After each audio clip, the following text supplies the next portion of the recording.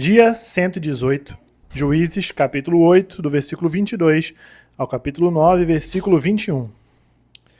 Então os homens de Israel disseram a Gideão: Domine sobre nós, tanto você como seu filho e o filho de seu filho, porque você nos livrou do poder dos midianitas. Porém Gideão lhes disse: Não dominarei sobre vocês, nem tampouco meu filho dominará sobre vocês. O Senhor Deus dominará sobre vocês. E Gideão continuou: Mas quero fazer um pedido, que cada um de vocês me dê as argolas do seu despojo. É que os midianitas tinham argolas de ouro, pois eram ismaelitas.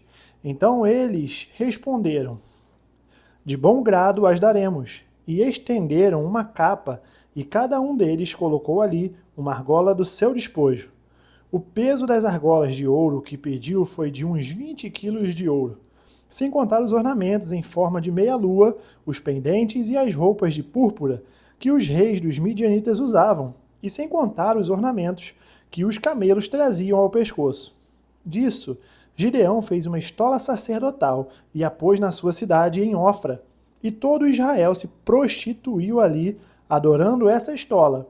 E isso veio a ser um tropeço para Gideão e toda a sua casa. Assim, os midianitas foram subjugados pelos filhos de Israel e nunca mais levantaram a cabeça, e a terra ficou em paz durante 40 anos nos dias de Gideão. Jerubaal, filho de Joás, retirou-se e ficou morando em sua casa. Gideão teve 70 filhos, todos provindos dele, porque tinha muitas mulheres. A sua concubina, que morava em Siquém, lhe deu também à luz um filho e lhe deu o nome de Abimeleque. Gideão, filho de Joás, morreu em boa velhice e foi sepultado no túmulo de Joás, seu pai, em Ofra, cidade da família de Abiezer. Depois que Gideão morreu, os filhos de Israel voltaram a se prostituir com os Baalins e puseram Baal-Berite por Deus. Os filhos de Israel não se lembraram do Senhor, seu Deus, que os havia livrado do poder de todos os seus inimigos ao redor.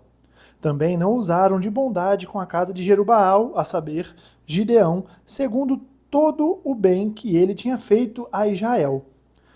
Abimeleque, filho de Jerubaal, foi a Siquém, aos parentes de sua mãe, e falou com eles e com toda a geração da casa de seu avô materno, dizendo: Peço-lhes que perguntem a todos os cidadãos de Siquém: o que é melhor para vocês, que 70 homens, todos os filhos de Jerubaal, dominem sobre vocês, ou que vocês sejam dominados por apenas um? Lembrem-se também de que eu sou osso e carne de vocês. Então os parentes de sua mãe falaram a todos os cidadãos de Siquém todas aquelas palavras, e o coração deles se inclinou a seguir Abimeleque, porque disseram: É nosso irmão. E deram-lhe 70 peças de prata da casa de Baal-Berite, com as quais Abimeleque contratou uns homens levianos e atrevidos, que o seguiram. Foi à casa de seu pai em Ofra, e matou os seus irmãos, os filhos de Jerubaal, 70 homens sobre uma pedra. Porém, Jotão, o filho mais moço de Jerubaal, escapou porque havia se escondido. Então se reuniram todos os cidadãos de Siquém e toda Bet-Milo, foram e proclamaram Abimeleque rei junto ao carvalho memorial que está perto de Siquém. Quando soube disto, Jotão foi e se pôs no alto do monte Gerizim, e em alta voz gritou, dizendo: Cidade de Siquém, escutem o que eu vou dizer, e Deus escutará vocês. Certa vez, as árvores foram ungir para si mesmo um rei. Disseram à oliveira: Reine sobre nós. Porém a oliveira lhes respondeu: Deixaria eu o meu óleo, apreciado por Deus e pelos homens, para dominar sobre as árvores? Então as árvores disseram à figueira: Venha você e reine sobre nós. Porém a figueira lhe respondeu: Deixaria eu a minha doçura, o meu bom fruto, para dominar sobre as árvores? Então as árvores disseram à videira: Venha você e reine sobre nós. Porém a videira lhes respondeu: Deixaria eu o meu vinho, que agrada a Deus e aos homens, para dominar sobre as árvores? Então todas as árvores disseram ao espinheiro: Venha você e reine sobre nós. E o espinheiro respondeu às árvores: Se é verdade que querem me ungir rei sobre vocês, venham e se refugiem debaixo da minha sombra. Mas se não, que do espinheiro saia fogo que consuma os cedros do Líbano. Jotão continuou: e agora, se vocês agiram de boa fé e com sinceridade, proclamando Abimeleque como rei, se vocês fizeram o que é correto em relação a Jerubaal e a sua casa, e se o trataram segundo ele merecia pelo que fez, porque o meu pai lutou por vocês, arriscou a vida e os livrou das mãos dos midianitas. Mas hoje vocês se levantaram contra a casa de meu pai e mataram os filhos dele, 70 homens sobre uma pedra. E a Abimeleque, filho da escrava dele, vocês puseram como rei sobre os cidadãos de Siquém, porque é irmão de vocês. Se vocês agiram de boa fé e com sinceridade para com Jerubaal e a sua casa, então alegrem-se com Abimeleque e que ele também se alegre com vocês.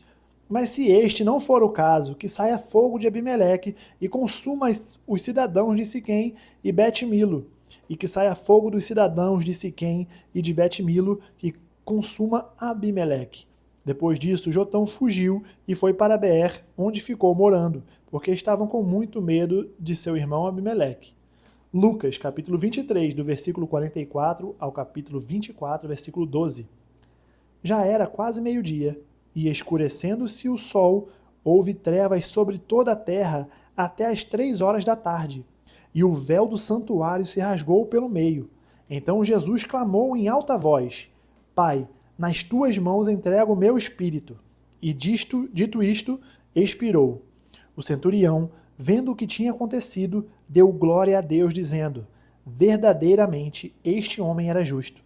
E todas as multidões reunidas para aquele espetáculo, vendo o que havia acontecido, retiraram-se batendo no peito. Entretanto, todos os conhecidos de Jesus e as mulheres que o tinham seguido desde a Galiléia ficaram de longe, contemplando estas coisas. E eis que havia um homem chamado José, membro do Sinédrio, homem bom e justo, que não tinha concordado com o plano e a ação dos outros. Era natural de Arimateia, cidade dos judeus, e esperava o reino de Deus.